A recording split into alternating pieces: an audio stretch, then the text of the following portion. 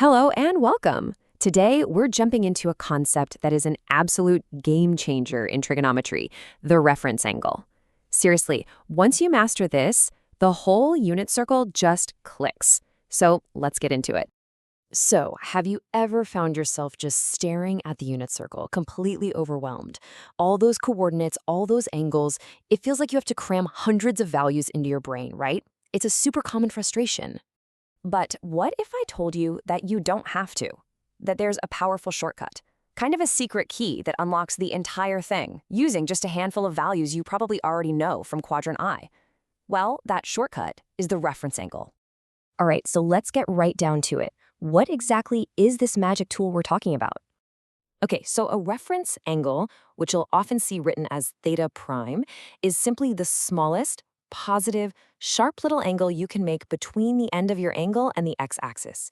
The keywords you gotta burn into your brain are positive, acute, so between 0 and 90 degrees, and x-axis.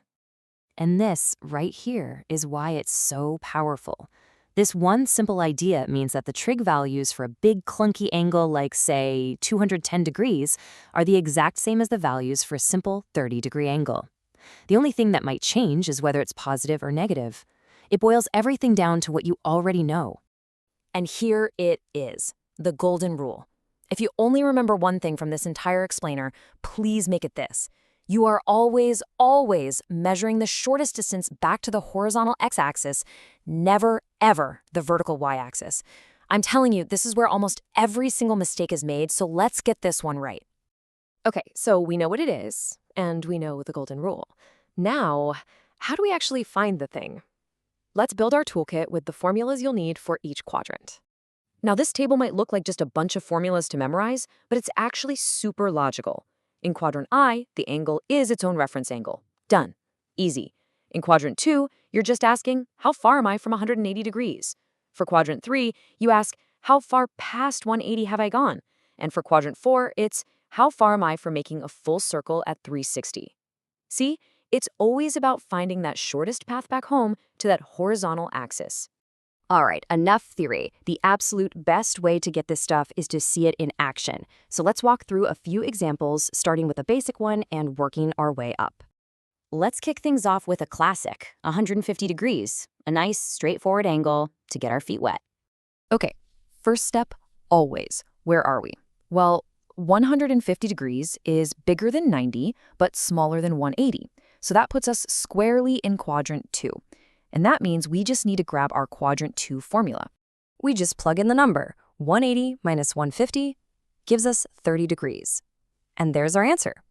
So this means all the trig values for 150 degrees, sine, cosine, all of them are going to have the same absolute value as the ones for 30 degrees.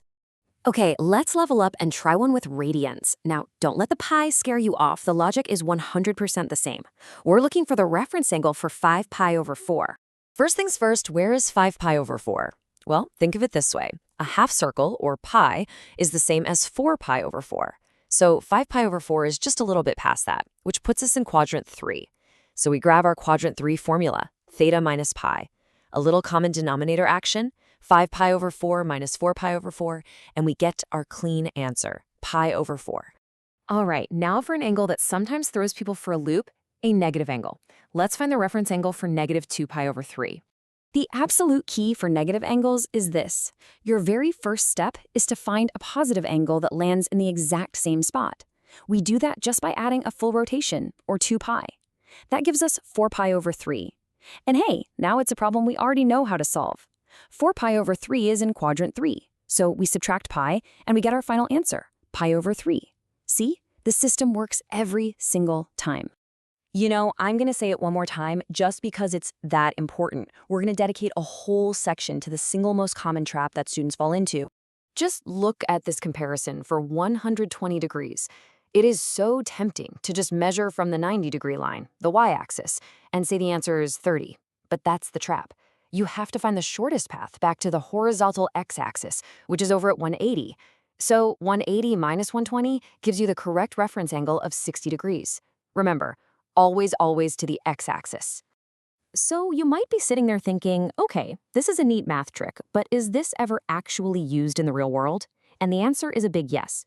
Let's take a look at how this concept quite literally takes flight. Yeah, this is not just a problem in a textbook. In aviation, when an air traffic controller gives a pilot a heading of, say, 240 degrees, the flight computer instantly calculates the reference angle, in this case 60 degrees, to figure out its position relative to due west. This makes all the complex trigonometry needed to adjust for wind and calculate fuel burn way, way simpler. It makes flying safer and more efficient. So the big takeaway, the whole point of this entire explainer is right here. Reference angles are the tool that lets you take any angle, no matter how big or negative or weird looking, and just boil it down to a simple, familiar problem from good old quadrant I. It is the ultimate shortcut for the unit circle. So you've pretty much mastered half the puzzle. You can now take any angle and find its reference angle, which gives you the value of its sine, cosine, or tangent. But that leaves one final crucial question. How do you know if that value is positive or negative? And that, well, that's a perfect topic for our next explainer.